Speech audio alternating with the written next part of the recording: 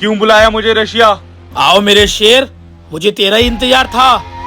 अपना account check कर, $5 लाख तेरे अकाउंट में पहुंच गए। लेकिन क्यों? ये सब करने की क्या जरूरत है? 10 दिन बाद इंडिया में एक ऐसा मिसाइल आएगा जो पलक झपकते ही हर कंट्री को तबाह कर देगा, और वो मिसाइल मुझे चाहिए। इतने से काम के लिए $5 लाख?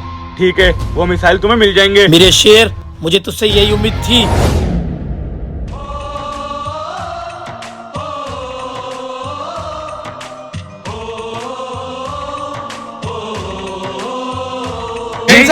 जय हिंद जवानों, मुझे बहुत खुशी हुई तुम तीनों को साथ में देखकर।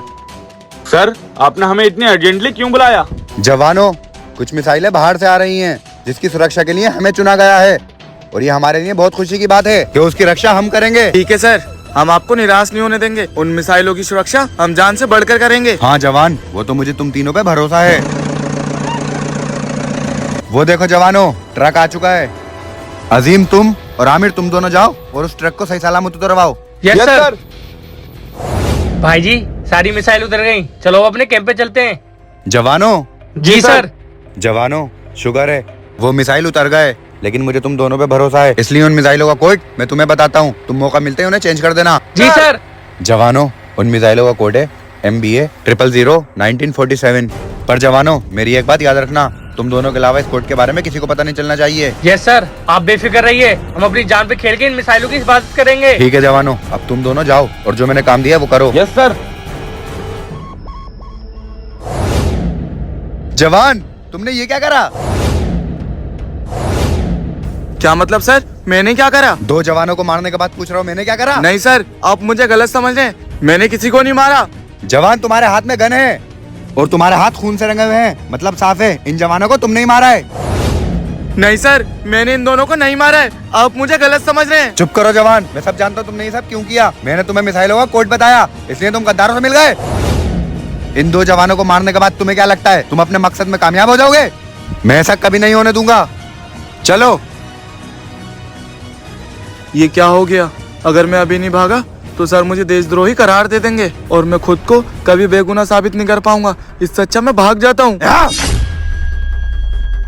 जवान, रुक जाओ जवान।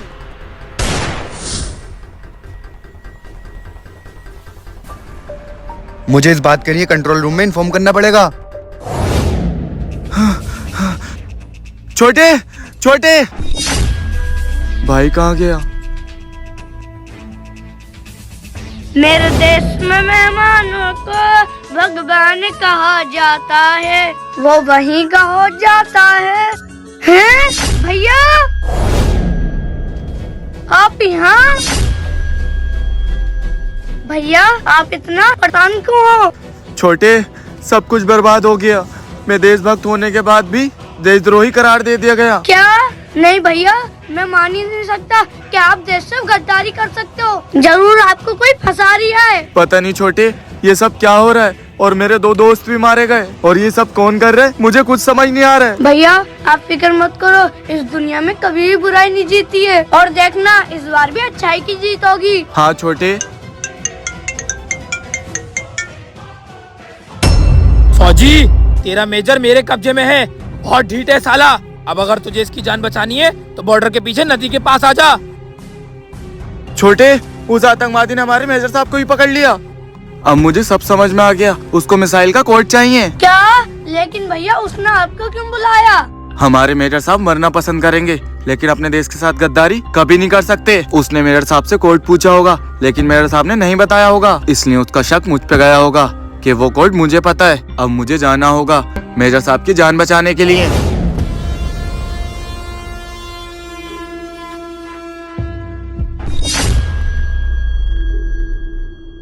फौजी, वहीं रुक जा। मैं आ गया, मेजर साहब को छोड़ दे। और तूने मुझे क्यों बुलाया है? जवान, इसे उस मिसाइल का कोड चाहिए जो तुम इसे कभी मत देना। है, चुप। फौजी, कोड बता दे, वरना तू भी जान से जाएगा। मुझे कोड नहीं पता।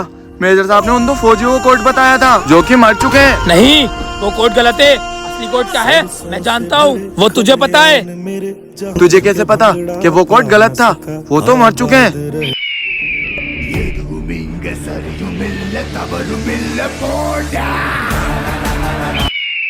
क्योंकि वो कोड उसको मैंने बताया था।